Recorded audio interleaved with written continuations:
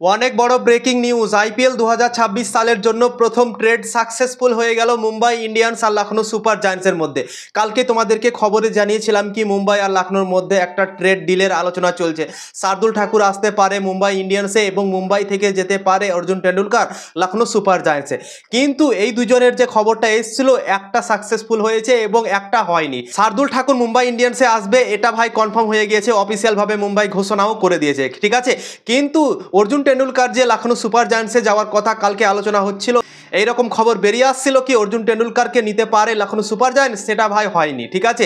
অর্জুন টেন্ডুলকারকে লেয়নি Lucknow super giants. Shardul Thakur শুধু মুম্বাই ইন্ডিয়ান্সে চলে এসেছে লখনৌ সুপার জায়ান্টস থেকে 2 কোটি টাকার বেস প্রাইজে। শার্দুল ঠাকুরের 2 কোটি টাকা বেস প্রাইজ ছিল আইপিএল 2025 সালের নিলামে, এবং সেখানে সে আনসোল্ড চলে গিয়েছিল এবং কোনো দল তাকে কিনে নেয়নি নিলামে, ঠিক আছে। এবং লখনৌ সুপার জায়ান্টসের একটা প্লেয়ারকে চোট লেগেছিল, চোট লাগার পর সে রুলড আউট হয়ে গিয়েছিল এবং তার জায়গায় রিপ্লেসমেন্ট হিসেবে এসেছিল শার্দুল ঠাকুর, ঠিক আছে। এবং শার্দুল ঠাকুর এসেই দারুণ বল করেছিল, অসাধারণ পারফরমেন্স দিয়েছিল। দুটো ম্যাচে 6টা উইকেট নিয়েছিল প্রথম দুটো ম্যাচে, ঠিক আছে। এবং তারপর 10টা ম্যাচ খেলে 13টা উইকেট নিয়েছে আইপিএল 2025 সালে।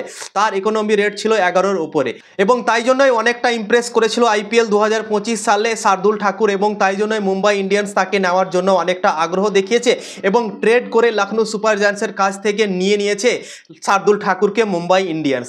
কিন্তু অর্জুন টেন্ডুলকারের কথা যে শোনা যাচ্ছিল কি অর্জুন টেন্ডুলকারকে লখনৌ সুপার জায়ান্টস ট্রেড করে নিতে পারে শার্দুল ঠাকুরের বদলে, সেটা কিন্তু ভাই হয়নি। অর্জুন টেন্ডুলকারকে লখনৌ সুপার জায়ান্টস নেয়নি, Mumbai Indians all cash deal করে তাকে নিয়েছে, ঠিক আছে। 2 কোটি টাকার বেস প্রাইজে শার্দুল ঠাকুরকে মুম্বাই ইন্ডিয়ান্স নিয়েছে ট্রেড করে লখনৌ সুপার জায়ান্টসের কাছ থেকে।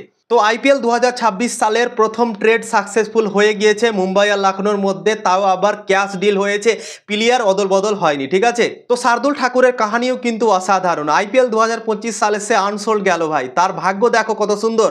একটা প্লেয়ারের চোট হলো এবং তার জায়গায় রিপ্লেসমেন্ট হিসেবে এলো, এবং রিপ্লেসমেন্ট হিসেবে আসার পর দারুণ পারফরমেন্সও করে দিল এবং তার ডিমান্ডও বেড়ে গেল। অনেক দল তাকে নেওয়ার জন্য রেডি ছিল, এবং খাস করে মুম্বাই ইন্ডিয়ান্স যে 5বার চ্যাম্পিয়ন হয়েছে, সেই মুম্বাই ইন্ডিয়ান্স তাকে নিয়ে নিল তাদের দলে। ঘরের ছেলে ঘরেই চলে গেল, কেননা শার্দুল ঠাকুরের বাড়ি কিন্তু মুম্বাইয়ে, এবং মুম্বাই থেকেই ক্রিকেট খেলে শার্দুল ঠাকুর, এবং তাই জন্য হয়তো মুম্বাই ইন্ডিয়ান্স ভেবেছে কি আইপিএল 2025 সালে সে ভালো পারফরমেন্স দিয়েছিল, উইকেট টেকার বলার হয়ে এসেছিল, লখনৌ সুপার জায়ান্টসের হয়ে দারুণ বল করেছিল, তাই জন্যই হয়তো তাকে নেওয়া হয়েছে মুম্বাই ইন্ডিয়ান্সের দলে। মুম্বাই ইন্ডিয়ান্সের দলে আরও অন্যান্য ভালো ভালো ফাস্ট বোলার আছে, যেমন ট্রেন্ট বোল্ট আছে, তারপর দীপক চেহার আছে, অশ্বিনী কুমার আছে, জসপ্রীত বুমরা আছে। তো এই প্লেয়ারগুলো আছে, এবং আরও একটা শার্দুল ঠাকুর তাদের দলে জুড়ে গেল। মানে শার্দুল ঠাকুরকে মনে হয় ব্যাকআপ হিসেবে নিল, কেননা দীপক চেহারের সব দিনই চোট থাকে, চোটের সমস্যা তার বেশি থাকে, তাই জন্য হয়তো শার্দুল ঠাকুরকে নেওয়া হলো। দীপক চেহারের যদি কোনো সমস্যা হয়, চোটের সমস্যা হয়, তাহলে হয়তো শার্দুল ঠাকুরকে হয়তো মুম্বাই ইন্ডিয়ান্স খুব ইজিলি খেলাতে পারে, তাই জন্য হয়তো তাকে 2 কোটি টাকা দিয়ে অল ক্যাশ ডিল করে লখনৌ সুপার জায়ান্টসের কাছ থেকে ট্রেড করে নিয়ে নিল।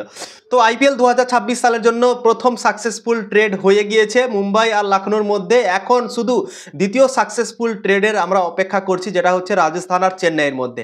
কিন্তু মুম্বাই ইন্ডিয়ান্স আজকে অফিসিয়ালভাবে ঘোষণা করে দিয়েছে, একটা ভিডিও ছেড়েছে তাদের ফেসবুক অ্যাকাউন্টে, এবং সেখানে দেখা যাচ্ছে শার্দুল ঠাকুরকে, এবং শার্দুল ঠাকুর মুম্বাই ইন্ডিয়ান্সের জার্সি পরছে সেই ভিডিওতে, দারুণ লাগছে ভাই। তো ভিডিও ভালো লাগলে অবশ্যই লাইক শেয়ার করে দেবে।